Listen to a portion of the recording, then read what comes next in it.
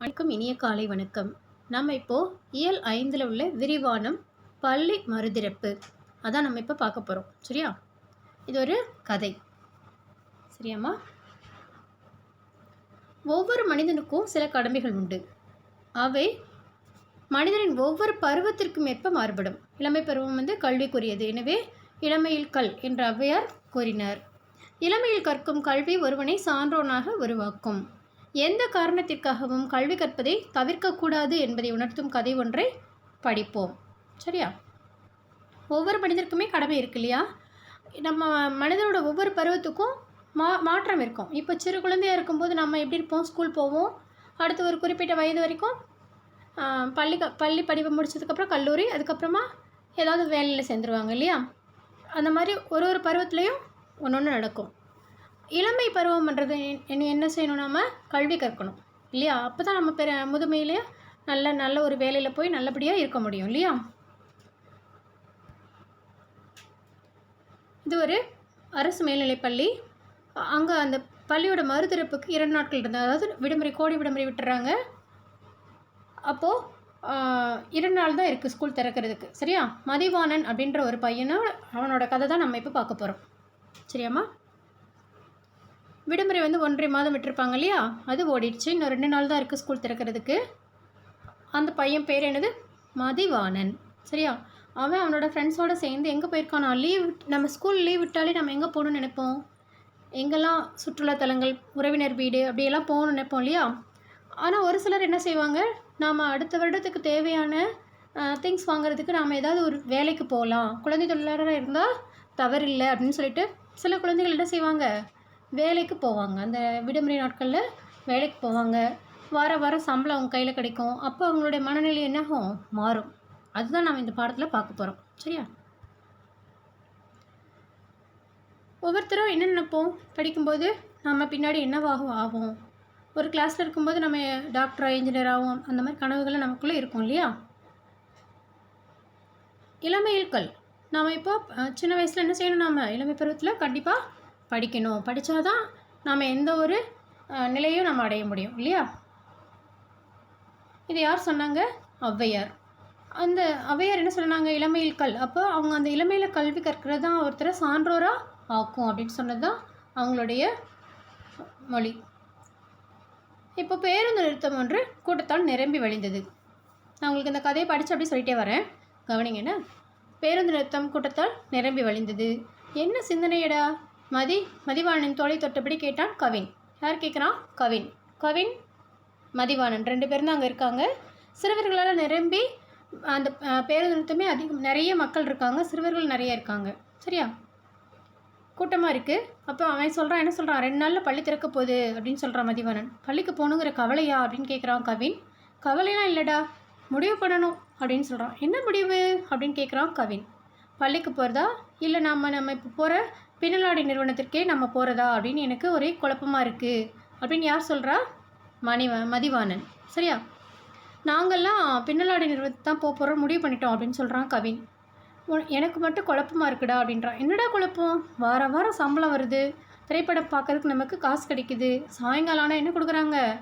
அங்கே பரோட்டா கொடுக்குறாங்க, இடையில் போண்டா, டீலாம் கொடுக்குறாங்க. உனக்கு என்னடா குழப்பம் அப்படின்னு கேட்குறான். வீட்டில் யாருமே நம்மளை திட்டுறதில்லை, ஆனால் நம்ம மகிழ்ச்சியாக தானே இருக்கோம். இந்த மகிழ்ச்சியே போதுமே, நம்ம இப்படியே இந்த பின்னலாடை நிறுவனத்துக்கே நம்ம வேலைக்கு போயிட்டு இருக்கலாமே அப்படின்னு கேட்குறான் கவின். சரியா? நமக்கு வாரம் சனிக்கிழமை ஆனால் என்ன கொடுக்குறாங்க? சம்பளம் கொடுக்குறாங்க. அது கையில் நிறைய பணத்தை பார்த்துட்டு அவனுடைய பணம்லாம் நமக்கு இந்த அளவு கிடைச்சா போதும் அப்படின்ற நினைப்பு யாருக்கு இருக்குது? கவினுக்கு இருக்குது. அவன் மதிவாணன் மட்டும் எனக்கு குழப்பமாக இருக்குது அப்படின்னு சொல்கிறான். சரியா? அங்கே என்ன கொடுக்குறாங்களாம்? சாயங்காலமானா டீ, வடை, இரவில் பரோட்டா கொடுப்பாங்க. சரியா? அதெல்லாம் அவன் சொல்கிறான். யார்? கவின். அந்த நம்ம இப்போ எப்படி இருக்கோம்? குழந்தை தொழிலாளராக இருக்கோம் அப்படின்றது அவனுக்கு கவலையாக இருக்குது. யாருக்கு? மதிவாணனுக்கு கவலையாக இருக்குது கொஞ்சம். சரியா? அதனால் அவன் குழப்பத்தில் இருக்கான். நம்ம என்ன செய்யலாம் அப்படின்னு. நண்பன் கவின் அவனை கூப்பிட்றான். சும்மா தானே இருக்கவன், நம்ம பின்னாடி நிறுவனத்துக்கு போவோன்னு சொல்லி தான் அவன் தான் கூப்பிட்டு போனான். அதனால் அவன் என்ன பண்ணான்? கூட போயிருக்கான். இந்த 1.5 மாதம் லீவில் ஃபுல்லாக அந்த வேலைக்கு சேர்ந்ததுக்கப்புறம் நிறைய என்ன செஞ்சான்? வாரம் சம்பளம் பார்த்தான். 10 மணிக்கு பிறகும் சாயந்தரம் அங்கே என்ன கிடச்சிது? இந்த டெய்லி வடை, தேநீர், பரோட்டா, தோசை அப்படின்னு சுவையாக சாப்பிட முடியுது. நம்ம அம்மா கிட்டே கேட்டால் கூட அதெல்லாம் கிடைக்காது அப்படின்னு சொல்கிறான். யார்? கவின் அவன்கிட்ட சொல்கிறான். நம்ம இப்போ வச்சுருந்த ரூபாய் நம்ம அம்மாட்ட கொடுத்துருப்போம். அம்மா நமக்கு செலவு செஞ்சது போக மீதம் சேர்த்து வச்சுருப்பாங்க. அதை வச்சு நாம் அடுத்த வருஷம் நல்லா படிக்கலாம் அப்படின்னு யார் சொல்கிறா? மதிவாணன் சொல்கிறான். சரியா? படிப்பு செலவுக்கு நாம் அதை உபயோகப்படுத்திக்கலாம் அப்படின்னு சொல்கிறான். இவன் என்ன சொல்கிறான்? அடுத்து நல்ல சம்பளம் நமக்கு கிடைக்குது தான், ஆனால் அதிகாரிகள் யாராவது வந்தாங்கன்னா நம்மளை உடனே வெளியில் அனுப்பிடுறாங்க. ஒருவேளை கண்டுபிடிச்சிட்டா நாம் 15 வயசுன்னு சொல்கிறாங்களே அப்படின்னு சொல்லி யார் கேட்குறா? மதிவாணன் சொல்கிறான். அப்போ நம்ம வாழ்க்கை முழுவதும் தொழிலாளியாகவே இருக்கணுமா அப்படின்னு சொல்லி கவின்கிட்ட யார் கேட்குறா? மதிவாணன் கேட்குறான். சொன்னேன். அவன் என்ன சொல்லுவான்?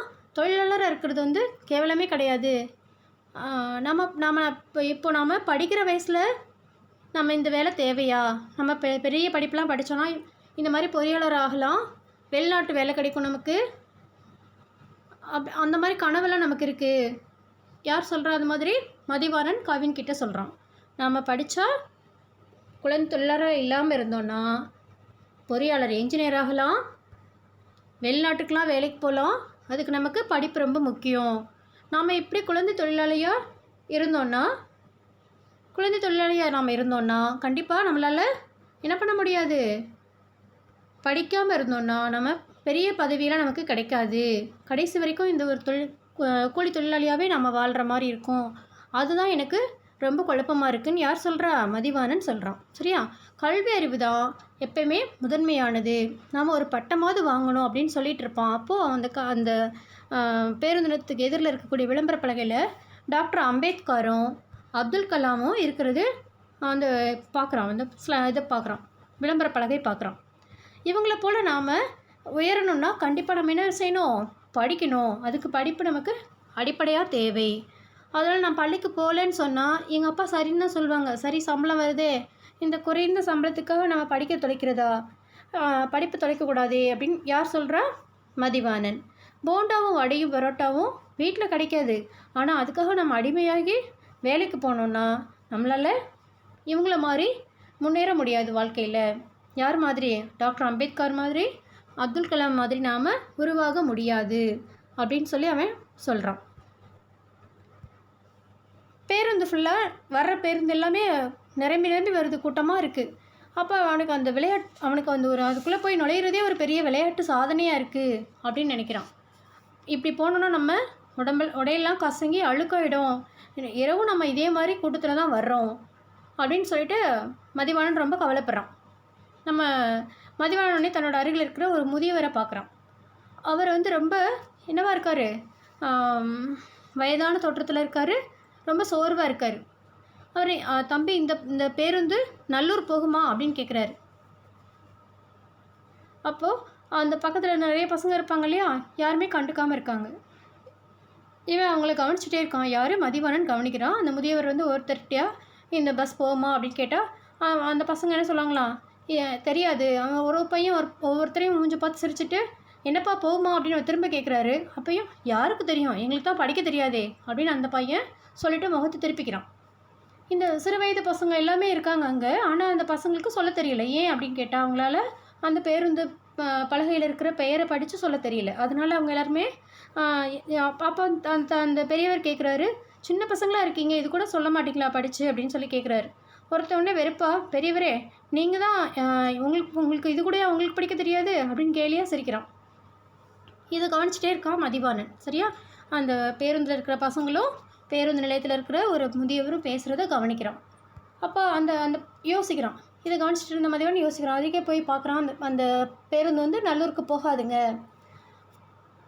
அந்த பஸ் போகாதுன்னு சொல்லி பக்கத்தில் இருக்கவங்கள்ட்ட சொல்லி என்ன சொல்கிறான்? நான் அந்த பேருந்து வந்தால் சொல்கிறேன் அப்படின்னு சொன்னோடனே சரி தம்பி அப்படின்னு சொல்கிறாரு. அப்போ அவன் யோசிக்கிறான். என்ன யோசிக்கிறான்? இந்த முதியவர் படிப்பு இல்லை, அவருக்கு தெரியலை, இந்த பேருந்து பலகையை படிக்க தெரியல, அதனால் பக்கத்தில் இருக்கிறவங்களை கேட்குறாங்க. அந்த பசங்கள்லாம் இவரை கேலியாக பேசுகிறாங்க. இவருக்கு பெரிய அவமானமாக இருக்குது. இந்த வயதில் இவர் இப்படி அவமானப்படணுமா? அப்போ இவருக்கு அடிப்படை என்ன? இவர் படிக்காதனால தான் இந்த வயசில் போய் இவர் இப்படி அவமானப்படுறாரு அப்படின்னு சொல்லி அவன் யோசிக்கிறான். சரியா? அப்போ நம்ம படிக்கணும்னா என்ன வேணும்? நமக்கு படித்தாதான் நம்மளால் வாழ்க்கையில் முன்னேற முடியும். நமக்கு படிப்பு வந்து ஒரு சிறகு மாதிரி, பறவைக்கு எப்படி சிறகு பறந்து மேலே போக உதவுதோ அது மாதிரி நம்ம படித்தோன்னா நம்மளை வாழ்க்கையில் முன்னேறலாம் அப்படின்ற அவனுக்கு அந்த யோசனை வருது. சரியா? அப்போது கவின் ஒன்று கூப்பிட்றான், டே எங்கடா போகிற, வா நம்ம எங்கே போகலாம், பின்னாடி நிறுவனத்துக்கு போகலான்னு கூப்பிட்றான். இவன் என்ன சொல்கிறான், அவனுக்குள்ளே மனசுக்குள்ளார நம்ம படித்தாதான் வந்து என்ன செய்ய முடியும், சுதந்திரமாக வாழ முடியும், யார்கிட்டையும் நம்ம அவமானப்பட வேண்டியதில்லை அப்படின்ற எண்ணம் அவனுக்கு தோணுது. அதனால் என்ன பண்ணுறான், நம்ம இன்னும் ஸ்கூலுக்கு திறக்க 2 நாள் இருக்குது, நான் வந்து ஸ்கூலுக்கு போகிறேன் அப்படின்னு சொல்கிறான், பள்ளிக்கூடத்துக்கு போகிறேன் அப்படின்னா, இன்னும் திறக்க 2 நாள் இருக்குடா அப்படின்னா, இல்லை நான் போய் மூடி இருக்கிற பள்ளியாவது நான் போய் பார்த்துட்டு வரணும் அப்படின்னு சொல்லிட்டு மதிவாணன் வந்து வேகமாக நம்ம படிக்க தான் செய்யணுன்ற முடிவு எடுக்கிறான். சரியா? எதனால் அந்த பெரியவர் வந்து பேருந்து பலகையில் இருக்கிற பேரை படிக்க தெரியாமல் அவமானப்பட்டு நின்றதை பார்த்தோன்னே அவனுடைய மனது மாறிடுச்சு.